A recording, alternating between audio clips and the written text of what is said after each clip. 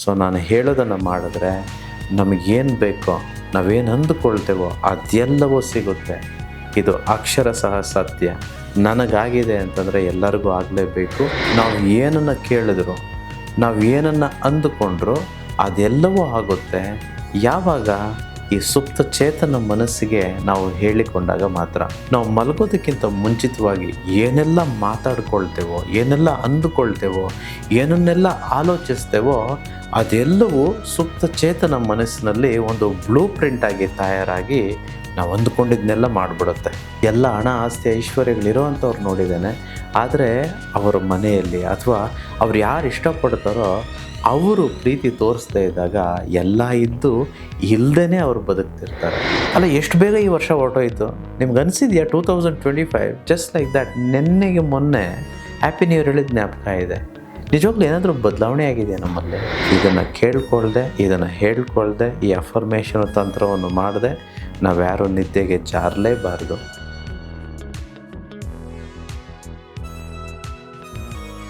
ನಮ್ಮೆಲ್ಲರಲ್ಲೂ ಜಾಗೃತ ಮನಸ್ಸು ಮತ್ತು ಸುಪ್ತ ಚೇತನ ಮನಸ್ಸು ಎರಡಿದೆ. ಜಾಗೃತ ಮನಸ್ಸು ಅಂತಂದರೆ ಕಾನ್ಷಿಯಸ್ ಮೈಂಡ್ ಅಂತ ಇಂಗ್ಲೀಷಲ್ಲಿ ಕರಿತೇವೆ. ಹಾಗೂ ಸುಪ್ತ ಚೇತನ ಮನಸ್ಸಿಗೆ ಸಬ್ಕಾನ್ಷಿಯಸ್ ಮೈಂಡ್ ಅಥವಾ ಸುಪ್ರಾ ಕಾನ್ಷಿಯಸ್ ಮೈಂಡ್ ಅಂತ ಕರಿತೇವೆ. ನಾವು ಏನನ್ನು ಕೇಳಿದ್ರು, ನಾವು ಏನನ್ನು ಅಂದುಕೊಂಡ್ರು ಅದೆಲ್ಲವೂ ಆಗುತ್ತೆ. ಯಾವಾಗ ಈ ಸುಪ್ತ ಚೇತನ ಮನಸ್ಸಿಗೆ ನಾವು ಹೇಳಿಕೊಂಡಾಗ ಮಾತ್ರ. ನೋಡಿ, ಈ ಜಾಗೃತ ಮನಸ್ಸು ಅನ್ನುವಂಥದ್ದು ನಾವು ಎದ್ದಿರಬೇಕಂದ್ರೆ ಮಾತ್ರ ಅಲರ್ಟ್ ಆಗಿರುತ್ತೆ. ನಾವು ಮಲಗಿದ ಮೇಲೆ, ನಿದ್ದೆಗೆ ಜಾರಿದ ಮೇಲೆ ಅದು ಮಲಗಿಬಿಡುತ್ತೆ. ಅದ್ರ ಬದಲಿಗೆ ಈ ಯೂನಿವರ್ಸ್ ಅಂತ ಏನು ಕರಿತೇವೋ ಆ ಒಂದು ಸುಪ್ತ ಚೇತನ ಮನಸ್ಸು ಜಾಗೃತಗೊಳ್ಳುತ್ತೆ. ಈ ಜಾಗೃತ ಮನಸ್ಸಿಗೆ ಕಾನ್ಷಿಯಸ್ ಮೈಂಡ್ಗೆ ಒಂದು ಲಿಮಿಟ್ ಇರುತ್ತೆ, ಬೌಂಡ್ರೀಸ್ ಇರುತ್ತೆ. ಇಷ್ಟೇ ಗೊತ್ತಿರೋದು, ಎಲ್ಲವೂ ಗೊತ್ತಿರೋದಿಲ್ಲ. ಆದರೆ ಸಬ್ಕಾನ್ಷಿಯಸ್ ಮೈಂಡ್ ಅಂತ ಏನು ಕರಿತೀವಿ, ಸುಪ್ತ ಚೇತನ ಮನಸ್ಸು, ಅದಕ್ಕೆ ಬೌಂಡ್ರೀಸೇ ಇಲ್ಲ. ಅದೇ ಯೂನಿವರ್ಸು, ಅದೇ ದೇವರು, ಎಲ್ಲರಲ್ಲೂ ಅದಿದೆ. ಎಲ್ಲರಲ್ಲೂ, ಪ್ರತಿಯೊಬ್ಬರಲ್ಲೂ. ಅದಕ್ಕೆ ಅಹಂ ಬ್ರಹ್ಮಸ್ಮಿ, ನನಗೆ ನಾನೇ ದೇವರು, ನನಗೆ ಎಲ್ಲವೂ ಸಾಧ್ಯ ಅಂತ ಪ್ರತಿ ಸಲ ನಾನು ಹೇಳೋಕ್ಕೆ ಹೊರಟಿರ್ತಕ್ಕಂಥದ್ದು ಇದನ್ನೇ ಹೇಳಿರೋವಂಥದ್ದು. ಸೊ ಹಾಗಾಗಿ ನಾವು ಮಲಗೋದಕ್ಕಿಂತ ಮುಂಚಿತವಾಗಿ ಏನೆಲ್ಲ ಮಾತಾಡ್ಕೊಳ್ತೇವೋ, ಏನೆಲ್ಲ ಅಂದುಕೊಳ್ತೇವೋ, ಏನನ್ನೆಲ್ಲ ಆಲೋಚಿಸ್ತೇವೋ ಅದೆಲ್ಲವೂ ಸುಪ್ತ ಚೇತನ ಮನಸ್ಸಿನಲ್ಲಿ ಒಂದು ಬ್ಲೂ ಪ್ರಿಂಟ್ ಆಗಿ ತಯಾರಾಗಿ ನಾವು ಅಂದುಕೊಂಡಿದ್ದನ್ನೆಲ್ಲ ಮಾಡಿಬಿಡುತ್ತೆ. ಇದು ಶ್ರೀಮಂತ ಮನಸ್ಥಿತಿಯವರಿಗೆ ಅಥವಾ ಋಷಿಗಳಿಗೆ ಅಥವಾ ಜ್ಞಾನಿಗಳಿಗೆ ಇದು ಗೊತ್ತು. ಆದರೆ ಸಾಮಾನ್ಯ ಮನುಷ್ಯರಿಗೆ, ಈ ಪಬ್ಲಿಕ್ ಮೈಂಡ್ಸೆಟ್ ಅಥವಾ ಈ ಬಡ ಮನಸ್ಥಿತಿಯುಳ್ಳ ಮನುಷ್ಯರಿಗೆ ಅಥವಾ ಇವು ವ್ಯಕ್ತಿಗಳಿಗೆ ಇದ್ರ ಬಗ್ಗೆ ಸುಳಿವೇ ಇರಲ್ಲ. ನಾವು ಅಮ್ಮಮ್ಮ ಅಂದರೆ ಏನು ಮಾಡ್ತೀವಿ ಮಲಗೋದಕ್ಕಿಂತ ಮುಂಚೆ? ಇವಾಗಿನ ಕಾಲದಲ್ಲಂತೂ ಬಿಗ್ ಬಾಸೋ ಅಥವಾ ಸೀರಿಯಲ್ಸೋ ಅಥವಾ ಇನ್ನೊಂದು ಮತ್ತೊಂದು ನೋಡಿ ಮನೆಯವ್ರ ಜೊತೆ ಸ್ವಲ್ಪ ಗಲಾಟೆ ಮಾಡಿಕೊಂಡು ಹಾಗೂ ಈಗೂ ಮಾತಾಡಿದ್ರೆ ಇನ್ನೂ ಕೆಲವರು ಸ್ವಲ್ಪ ಹಾಕ್ಬಿಟ್ಟಿರ್ತೀವಿ 90-90. ಸೊ ಇನ್ನೇನು ಮಾಡ್ತಿರ್ತೀವಿ? ಸೊ ಸುಪ್ತ ಚೇತನ ಮನಸ್ಸಿಗೆ ಯಾವ ಬ್ಲೂ ಪ್ರಿಂಟ್ ಕೊಟ್ಟಿರ್ತೀವಿ? ಏನೇನು ಅಂದ್ಕೊಳ್ತೇವೋ ಅದನ್ನೇನೇನೋ ಕೊಟ್ಟಿರ್ತೀವೇನೋ, ಹೇಗೇಗೋ. ಯದ್ವಾ ತದ್ವಾ ಬದುಕೋದಕ್ಕಲ್ಲ ರೀ ನಾವಿಲ್ಲಿ ಹುಟ್ಟಿರೋವಂಥದ್ದು.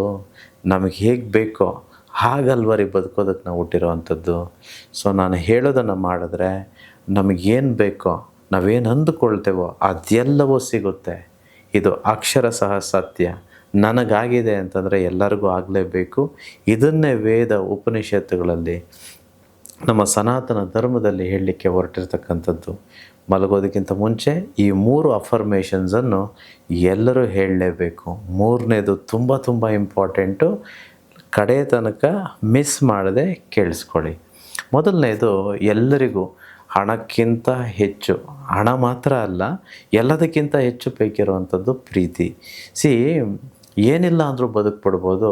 ಆದರೆ ಈ ಪ್ರೀತಿ, ವಿಶ್ವಾಸ ಇವ್ಯಾವುದೂ ಇಲ್ಲ ಅಂತಂದರೆ ಮನುಷ್ಯನಿಗೆ ಬದುಕೋದಕ್ಕೆ ಆಗಲ್ಲ.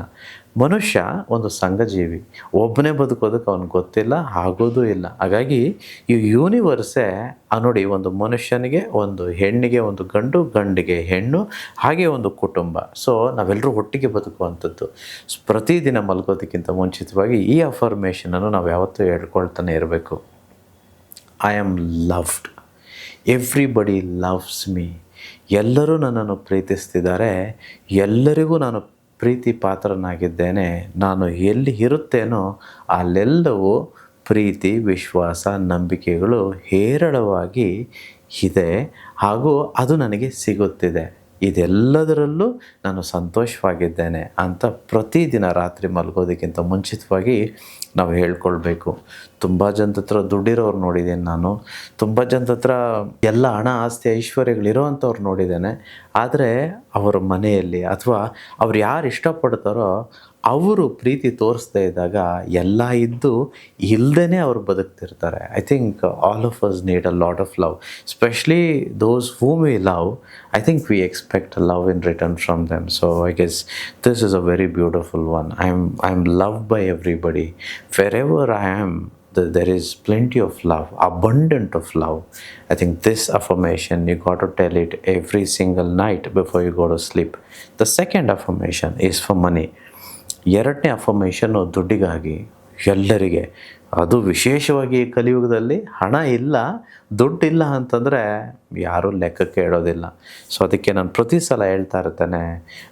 ಸಂಸ್ಕೃತದಲ್ಲಿ ತುಂಬ ಅದ್ಭುತವಾಗಿ ಒಬ್ಬರು ಹೇಳಿದ್ದಾರೆ, ಆಧನಸ್ಯ ಕುತೋ ಮಿತ್ರಂ, ಕುತಃ ಪತ್ನಿ, ಕುತಃ ಸುತಃ, ಕುತೋ ಭ್ರಾತ, ಕುತಃ ಶಾಂತಿ, ತಸ್ಮಾತ್ತರ್ಥಂ ಸಮಾಶ್ರಯೇತ್. ಹಣವಿಲ್ಲದವನಿಗೆ ಯಾವ ಮಿತ್ರನೂ ಇಲ್ಲ, ಯಾವ ಹೆಂಡತಿನೂ ಇಲ್ಲ, ಅಥವಾ ಹೆಂಡತಿಗೆ ಗಂಡ ಇಲ್ಲ, ಮಕ್ಕಳು ಇರೋದಿಲ್ಲ, ಸಂಬಂಧಿಕರ ಅವ್ರು ಯಾರೂ ನಿಲ್ಲೋದೇ ಇಲ್ಲ. ಅಷ್ಟೇ ಯಾಕೆ, ಇವ್ರು ಯಾರೂ ಇಲ್ಲ ಅಂತಂದರೆ ಇನ್ನು ಮನಃಶಾಂತಿ ಎಲ್ಲಿದೆ, ನೆಮ್ಮದಿ ಎಲ್ಲಿದೆ? ಎಲ್ಲರಿಗೂ ಬೇಕಿರೋದು ನೆಮ್ಮದಿ ಅಲ್ವಾ? ಸೊ ವಿಶೇಷವಾಗಿ ಈ ಕಲಿಯುಗದಲ್ಲಿ ನಮ್ಮೆಲ್ಲರಿಗೂ ಎಲ್ಲವೂ ಸಿಗಬೇಕು ಅಂತಂದರೆ ನಮಗೆ ಎಷ್ಟು ಬೇಕೋ ಅಷ್ಟು ಹಣ, ಆಸ್ತಿ, ಐಶ್ವರ್ಯಗಳು ನಮ್ಮ ಜೊತೆ ಇರಬೇಕು.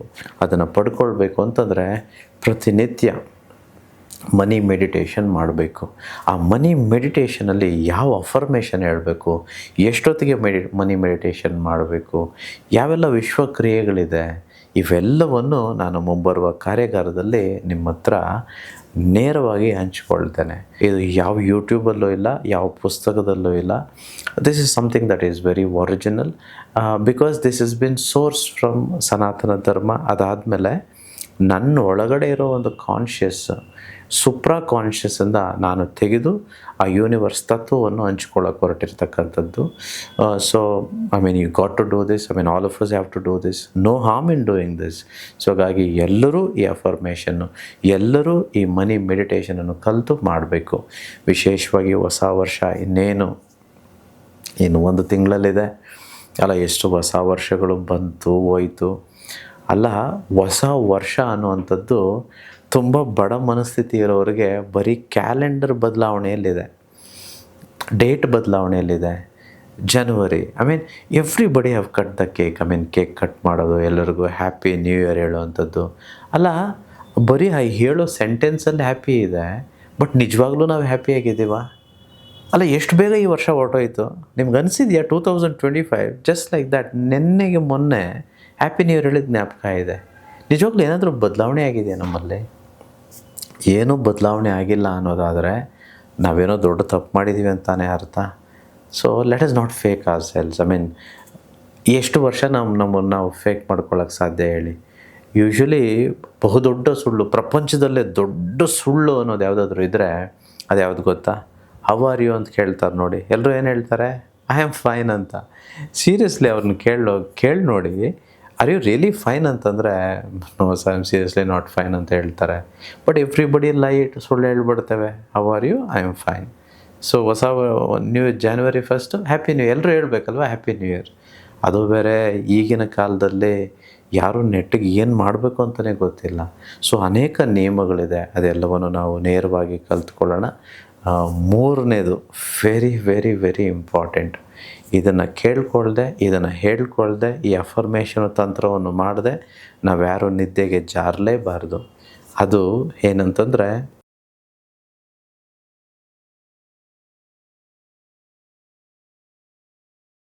ತುಂಬ ಅದ್ಭುತ. So this affirmation, this technique all of us have to do.